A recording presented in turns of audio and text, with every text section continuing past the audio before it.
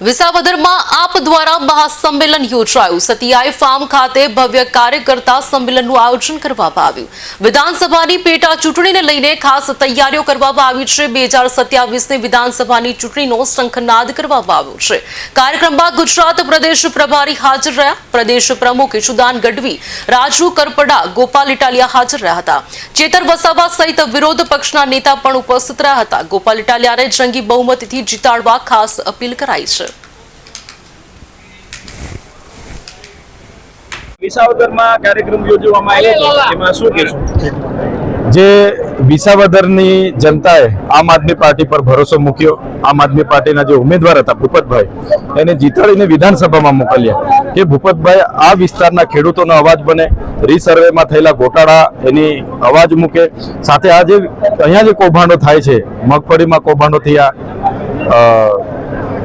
ડાંગરના કૌભાંડો થયા, જેવા અનેક કૌભાંડોનો અવાજ વિધાનસભામાં ગુંજે, એના માટે ભૂપતભાઈ પર ભરોસો હતો। પણ ભૂપતભાઈએ અહીંના ખેડૂતોનો વિશ્વાસઘાત કરીને ભારતીય જનતા પાર્ટીની લાલચમાં આવીને ભારતીય જનતા પાર્ટીમાં જોડાઈ ગયા, જેનાથી જે પેટા ચૂંટણી આવી છે ત્યારે આ ગુજરાતના યુવાનોનો અવાજ, અમારા સૌના માર્ગદર્શન અને આમ આદમી પાર્ટીના જુજારુ નેતા એવા ગોપાલભાઈ ઇટાલિયાને આ પેટા ચૂંટણીમાં ઉમેદવાર તરીકે આમ આદમી પાર્ટીએ જાહેર કર્યા છે।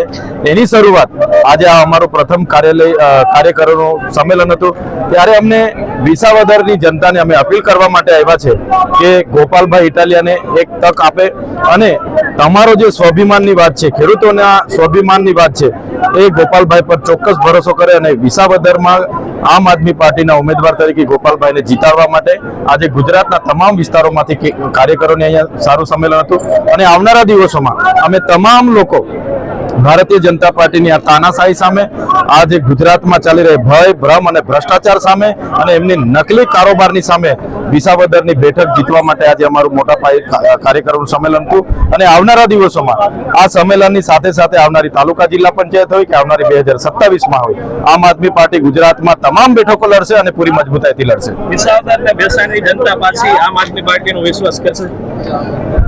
આમ આદમી પાર્ટી જે રીતના ગઈ વખતે અમે લડ્યા છે, આમ આદમી પાર્ટી પર એમને એટલો ભરોસો હતો, પણ થોડી ઘણી લાલચને લીધે ભૂપતભાઈ ભાજપમાં જોડાઈ ગયા છે। ભાજપને શી જરૂર હતી?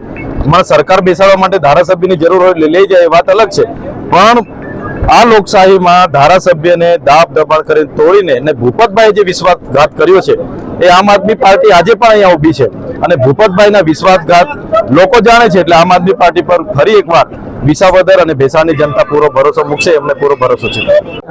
આજનો જે કાર્યક્રમ હતો વિસાવદરમાં, એના વિશે શું કહેશો? જી, આજે વિસાવદરમાં કાર્યકર્તા સંમેલનનું જે આયોજન આમ આદમી પાર્ટી દ્વારા જે થયું, ખરેખર ગુજરાતભરના તમામ કાર્યકર્તાઓ આ સંમેલનની અંદર હાજર રહ્યા હતા અને ખાસ વિસાવદરના ખૂબ મોટી સંખ્યામાં ખેડૂત આગેવાનો, તમામ આમ આદમી પાર્ટીના કાર્યકર્તાઓ ખૂબ મોટી સંખ્યામાં હાજર રહ્યા અને ખૂબ સારી વાત છે કે આવા તડકાની અંદર પણ 2 થી 3 કલાક કાર્યક્રમ ચાલ્યો। બધાએ ખૂબ સારી રીતના જે નેતાશ્રીઓની જે સૂચનાઓ હતી, જે પ્રમાણેની આગળની રણનીતિ હતી, એ બાબતે સાંભળી અને આવનારા સમયની અંદર જે રણનીતિઓ ઉપર આજે ચર્ચા થઈ છે, એ પ્રમાણે આખા વિસાવદરથી લઈને આવનારા સમયની તાલુકા પંચાયત, નગરપાલિકા, મહાનગરપાલિકાઓની ચૂંટણીનો લડાશે, એના આજથી પડઘમ વાગ્યા છે અને આવતીકાલથી વિસાવદરમાં આમ આદમી પાર્ટીના તમામ કાર્યકર્તાઓની સાથે ચૂંટણી પ્રચારમાં સૌ જોડાશે।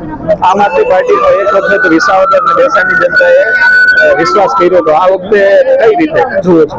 અત્યારે અમે જેટલા ગામડાઓ પર ફરીએ છીએ, લોકોને મળીએ છીએ, તમામ લોકોનો એક જ અવાજ છે કે આ વખતે વિસાવદર માંગે છે પરિવર્તન અને આ વખતે ગોપાલભાઈ ઇટાલિયા ખૂબ જંગી બહુમતીથી જીતશે।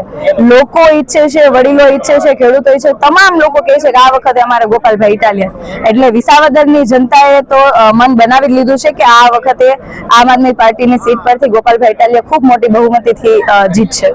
લોકોનો કેવો પ્રતિસાદ મળી રહ્યો છે? ખૂબ જ સારો પ્રતિસાદ છે, એમની વાત જ ના થઈ શકે એટલો પ્રતિસાદ છે। કહેવાય છે કે ભાઈ ભણેલા ગણેલા લોકો જાગૃત હોય, ખોટી વાત છે, પરંતુ વિસાવદરની અંદર જેટલા પણ અમે વડીલોને મળીએ છીએ કે જે લોકો 5 ચોપડી 9 ચોપડી ભણેલા હોય છે, આ તમામ લોકો રાજકારણ વિશે ખૂબ સારું જાણે છે। રાજકારણની રણનીતિઓ, તમામ પક્ષની જે નીતિમત્તા છે, એ તમામ વસ્તુ આ જે વડીલો છે ને એની કોઠાસૂઝ પ્રમાણે એટલું જાણે છે ને કે અમને વિસાવદરના લોકો પાસેથી ઘણું બધું જાણવા મળે છે, અને એ જે અમને શીખવાડે છે એના ઉપરથી ખબર પડે કે ખરેખર પરિવર્તન લાવવું જરૂરી છે ને વિસાવદરના લોકોએ તો મન બનાવી જ લીધું છે કે આ વખતે પરિવર્તન આવશે જ.